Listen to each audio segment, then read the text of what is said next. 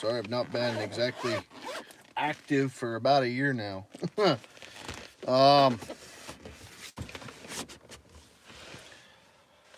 Figured today'd be a good day out of any. We had pretty good rain. We've been in a pretty nasty drought all summer long. Um, so I just scratched in a landing. As you guys that have kind of followed along the channel know, we bought a skidder, um, and I am in the process right now of rebuilding the engine. I ended up getting it. Found a low boy hauler uh, to bring it to the wood yard, and got it off the truck, and it tossed its cookies in my yard. So rebuilding that. That's a Cummins 6BT.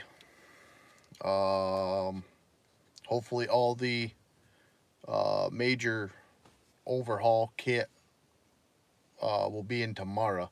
I did just receive 2 kits. They were not right. They were low compression pistons, and none of the numbers matched up. So I ended up just having to send all that back. And I had a good buddy come out and order me one with the serial number off the engine. So hopefully this one will be good. We'll be all set, and yeah, we'll be ready to start making some money, because we're on the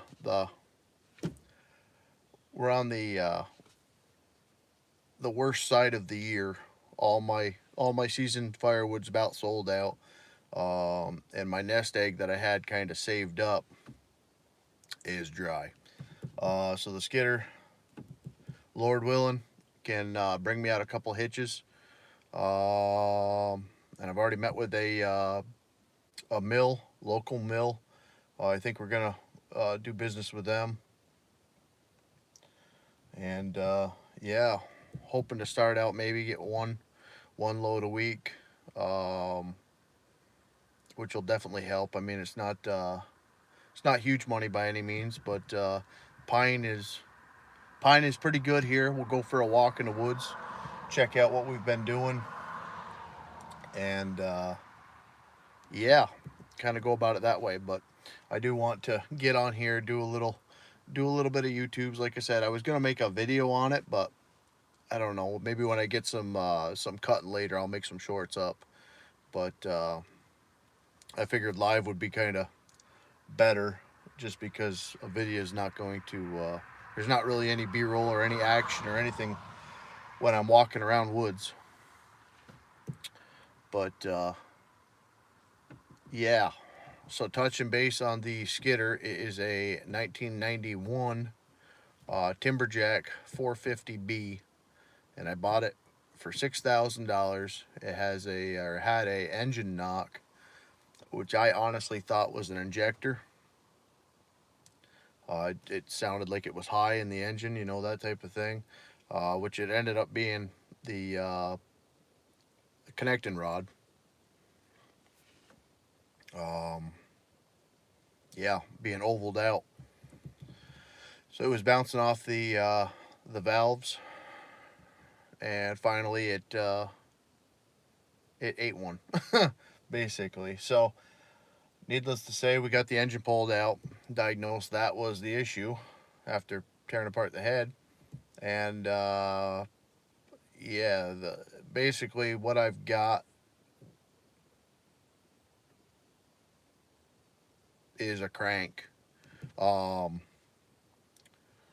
block is fine. It does have a little nasty spot in it that we're going to try to buff out, give it a run with the stones. Put some cross hatching back in it. Going to throw the kit to it, and then Lord willing, I'll be able to get some of this pine that I've been cutting this past week out of here. So we'll go for a walk, take a look, and yeah, kind of go from there.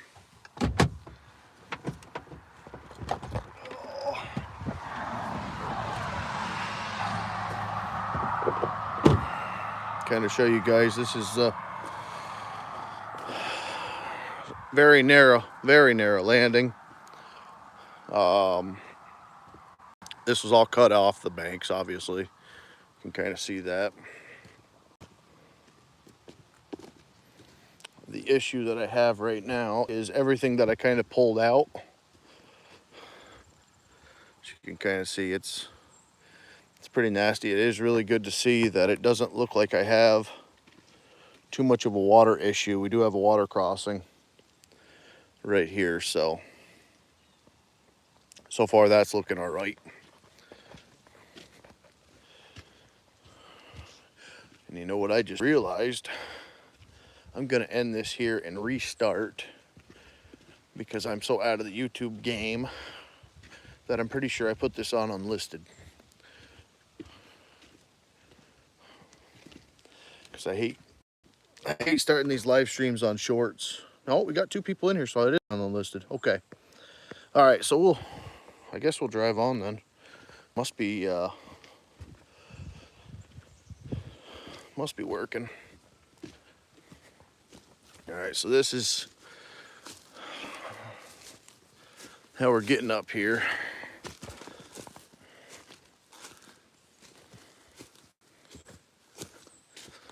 I kind of wanted to do a quick walk up through the woods here anyway, just to kind of see how mushy it is before I get the saws and all that out. But we do have some decent pine here. Of course, they're right on the line, so I'm gonna need to wait for the skidder. Run a cable.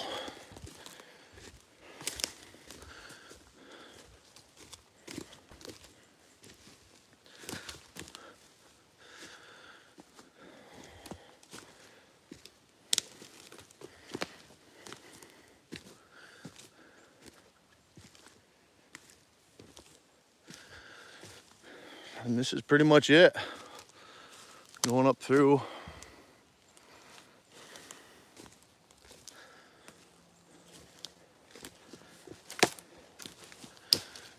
And luckily, with the mill that I'm using compared to last year, they're gonna be eating up most of the tree.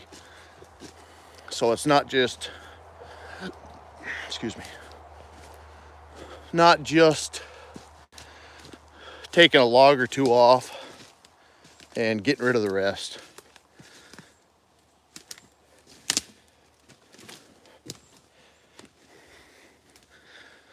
Oh, where are we here? Like this. Yeah, here. Try to show you guys. And it's all uphill. I mean, you can kind of, but like last year, I would take as long as I could before the taper of the log got too low. I don't really have one here off the rip. Maybe this guy.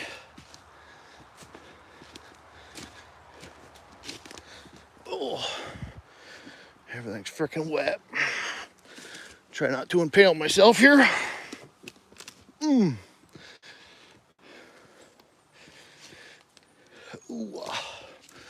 All right, so for those of you that don't understand, I still don't understand it, but I'm learning.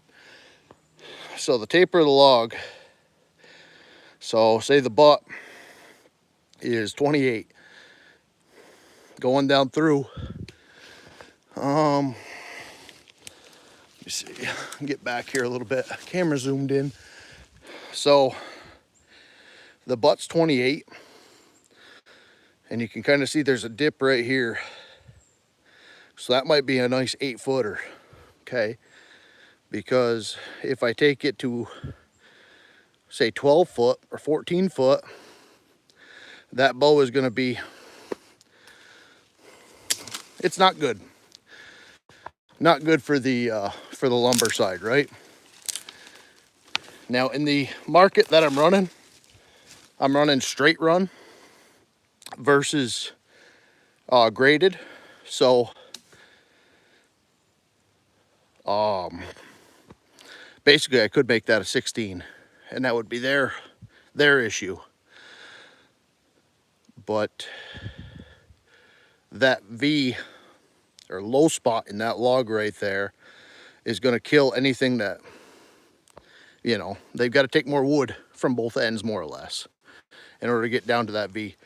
So I'll cut that guy to 8, and then you can kind of see we got a nice straight run. So if that's cut at 8, we can get a 16 or even a 22 footer off of that.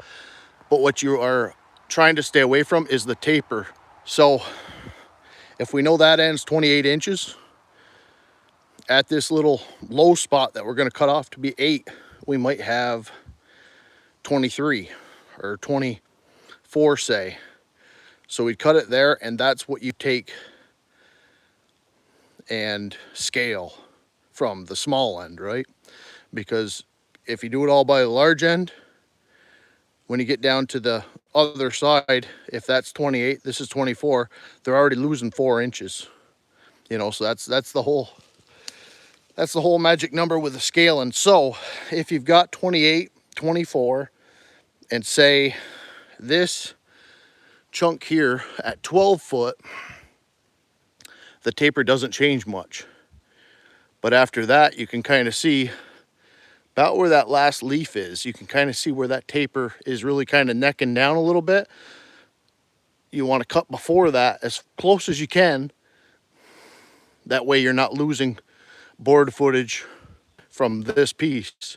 Now, as you go to the next one, you can take from that, say where it necks down just a little bit, and you try to get as much as you can that way.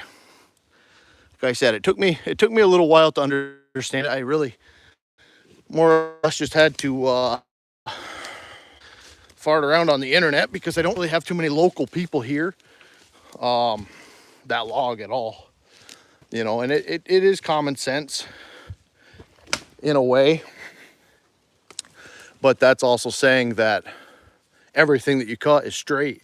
You know, this just happens to be a dandy pine versus let me see what we got.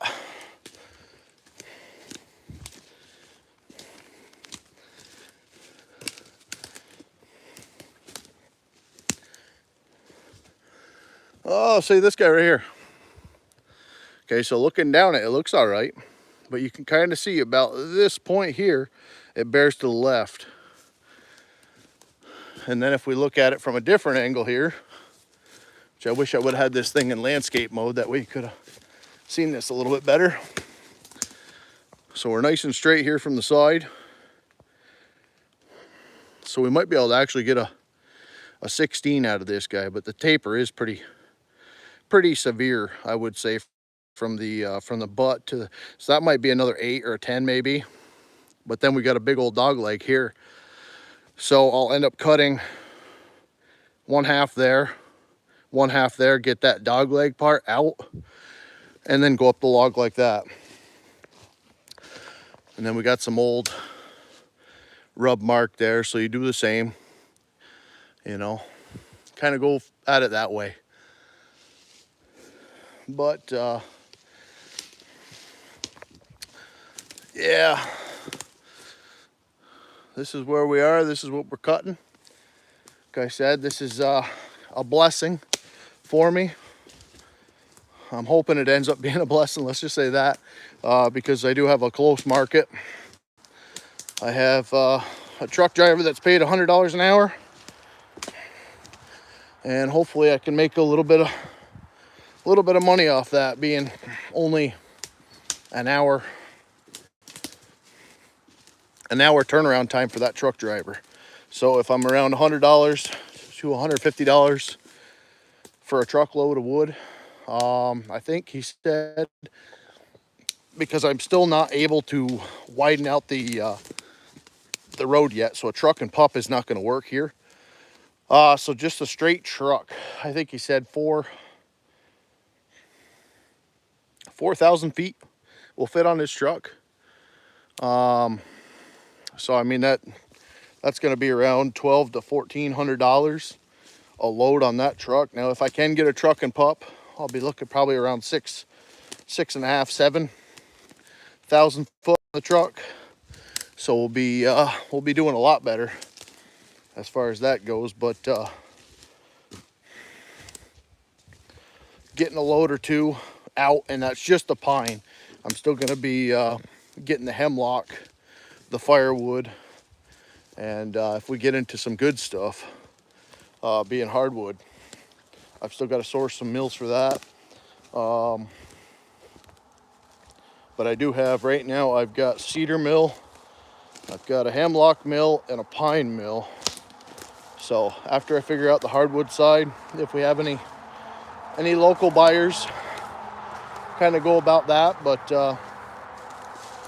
yeah, I figure I'd give you guys a little update what's going on. I know it's kind of boring, but at least let you guys know I'm still thinking about you, still keeping the YouTubes in the back of my mind. It's just been, like I said, a lot of the same old crap that I was recording before, except for deadlines involved. So seeing how that feeds my family, and this is fun times. This got pushed on the back burner. So, but nonetheless, I'm gonna get the saw out, get ready, get some more trails cut open at least, and try to figure out what's going on with the market as soon as the mill calls. I am running the new 562 and 661. I think the old 661 is going to be going bye-bye. I ran that yesterday. It's just, I don't know, maybe in the hardwoods I'll be more impressed, but yeah, I don't know. But either way, guys, I'm going to get to it. God bless y'all, and we will see you in the next one.